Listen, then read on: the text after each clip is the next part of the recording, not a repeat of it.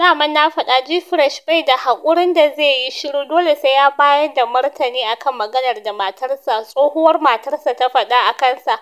To ya fito ya ba da martani, amma ya sha zagi akan martanin da ya bayar daga wasu. Duk kun san abin da tsohuwar matar G-fresh Sadiya Haruna ta fita ta gaya wa duniya, wanda mutane suna ganin kamar bai kamata a ce ta sanar da duniya ba, tunda ma abu ne da ya riga ya wuce. To, ko ma menene ba za ku ji martanin G-fresh wanda al'umma suka zage shi a kai?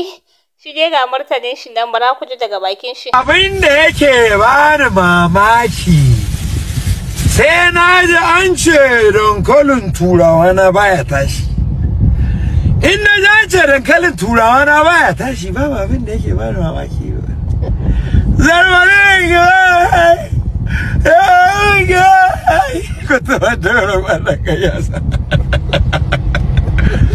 wacce ta sake ta shigo hannu, ta shigo hannun mai takofi,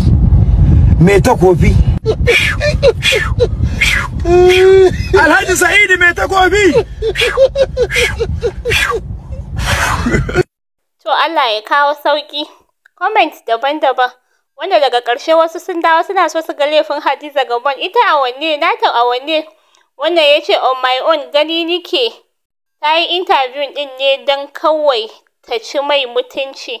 Wannan matar ba ta da mutunci ko kaɗan, wato Sadiya Haruna ba ta da mutunci ko kaɗan. To kuma menene, Allah ya shirya.